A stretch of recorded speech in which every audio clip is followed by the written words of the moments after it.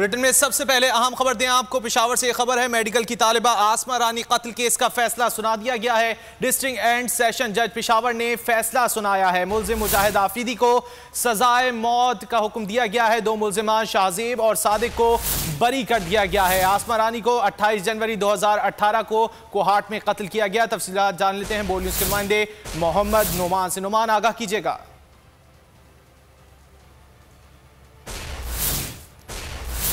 पेशावर से खबर है, मेडिकल की तालिबा आसमा रानी कत्ल केस का फैसला सुना दिया गया है। डिस्ट्रिक्ट एंड सेशन जज पेशावर ने फैसला सुनाया है। मुल्जिम मुजाहिद आफरीदी को सजाए मौत, दो मुल्जिमान शाहजेब और सादिक को बरी कर दिया गया है। आसमा रानी को 28 जनवरी 2018 को कोहाट में कत्ल किया गया था। मुल्जिम मुजाहिद कत्ल के बाद बैरून मुल्क फरार हो गया था। मुल्जिम को इंटरपोल के जरिए गिरफ्तार किया गया था। आसमा रानी अयूब मेडिकल कॉलेज में 3rd ईयर की तालिबा थी। मेडिकल की तालिबा आसमा रानी कत्ल केस का फैसला सुना दिया गया है। डिस्ट्रिक्ट एंड सेशन जज पेशावर ने यह फैसला सुनाया है। मुल्जिम मुजाहिद आफरीदी को सजाए मौत, जबकि दो मुल्जिमान शाहजेब और सादिक को बरी कर दिया गया है। आसमा रानी को 28 जनवरी 2018 को कोहाट में कत्ल कर दिया गया था। मुल्जिम मुजाहिद कत्ल के बाद बैरून मुल्क फरार हो गया था और इंटरपोल के जरिए उसको गिरफ्तार किया गया था। बात कर लेते हैं बोल न्यूज के नुमाइंदे मोहम्मद नुमान से। नुमान, आगाह कीजिएगा।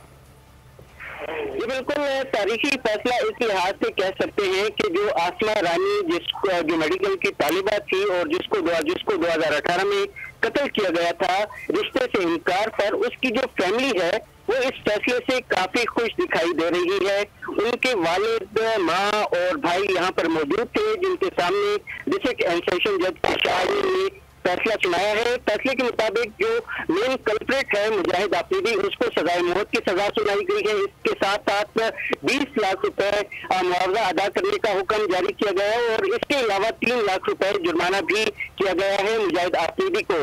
इसके अलावा जो दो मुल्जिमान इस केस में थे, शाहजेब और सादिक, उनको सबूत न होने की वजह से और इसमें इन्वॉल्व न होने की वजह से बरी कर दिया गया है।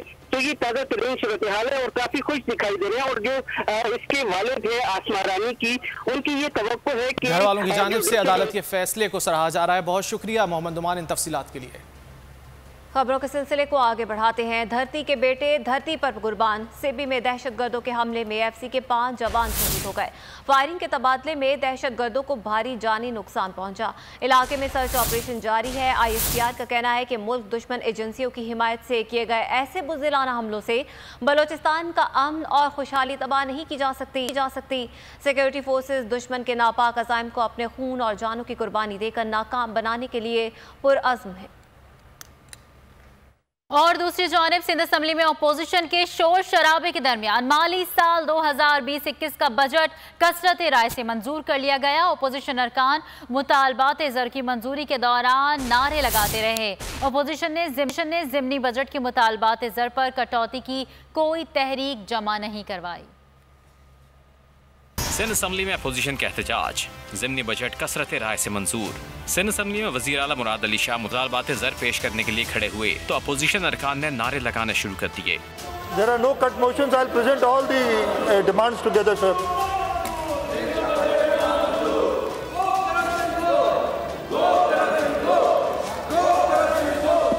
शोर शराबे के दरमियान वज़ीर आला सिंध की जानिब से पेश किए गए मुतालबात ज़र को कसरत राय से मंजूर कर लिया गया।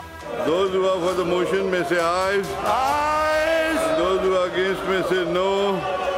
Ayes have it, and the motion is carried and demand number 1 to demand number 72 are granted. Opposition ने ज़िमनी बजट के मुतालबात ज़र पर कटौती की कोई तहरीक जमा नहीं कराई। स्पीकर ने असम्बली का इजलास पीर की दोपहर 2 बजे तक मुलतवी कर दिया। Now the House is adjourned to meet again on Monday, the 28th June 2021 at 2 p.m. माशी दहशतगर्दों ने सिंध असम्बली से जमहूरी इक़दार का जनाजा निकाल दिया। Opposition leader Sindh assembly Haleem Adil Sheikh Sindh हुकूमत पर बरस पड़े। कहा, सिंध की हुकूमत में बैठे माशी दहशतगर्दों ने साबित कर दिया कि सिंध के अवाम से उनका कोई ताल्लुक नहीं। अली बाबा और 40 चोरों को अपनी चोरी बेनकाब होने का डर और खौफ था, इसलिए तकारीर नहीं होने दी गई। ये आलम खौफ का देखा न जाए। फिरदौस शमीम नकवी बोले, सिंध में पैसा तो आता है, लगता हुआ नजर नहीं आता। MQM से दरख्वास्त की थी कि तकारीर से सिंध हुकूमत का चेहरा दिखाया जा सकता है, मगर अफसोस MQM ने हमारी बात नहीं सुनी और मौके से फायदा नहीं उठाया।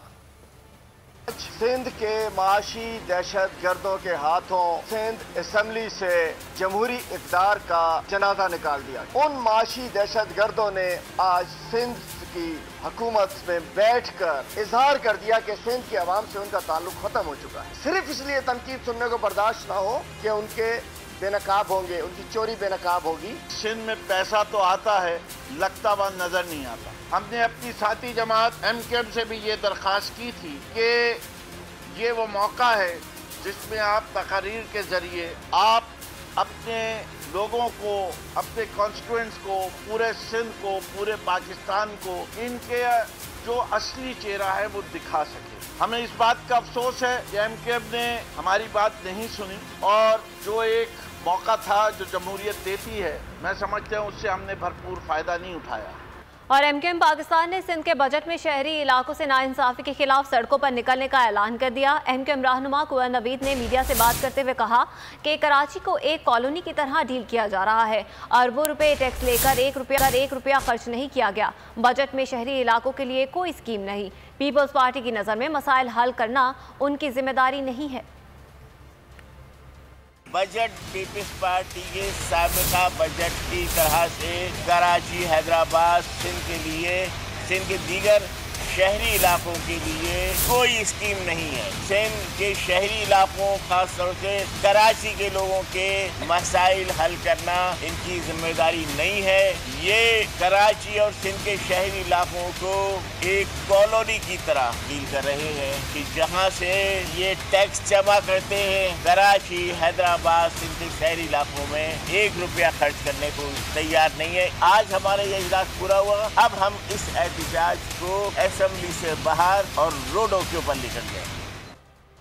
कौमी असम्बली इजलास में सेनेट की बजट सिफारिशात पर गौर जारी है। मुस्लिम लीग नून के रुकन असम्बली राना तनवीर ने इजहार ख्याल करते हुए कहा कि टैक्स हासिल करने के लिए रवैया बेहतर किया जाता है। FBR का रवैया टैक्स दहंदगान के साथ ठीक नहीं। फाटा पाटा के लिए छूट करप्शन की नजर हो रही है। FBR का या दूसरे अदारों का टैक्स लेने में रवैया है वो इंतहाई जिल्लत अमेज है। जिस तरह फाटा पाटा की बात है, उनकी डेवलपमेंट ऐसी करें फाटा पाटा के इलाके की वो दूसरे पाकिस्तान के पार आ सके।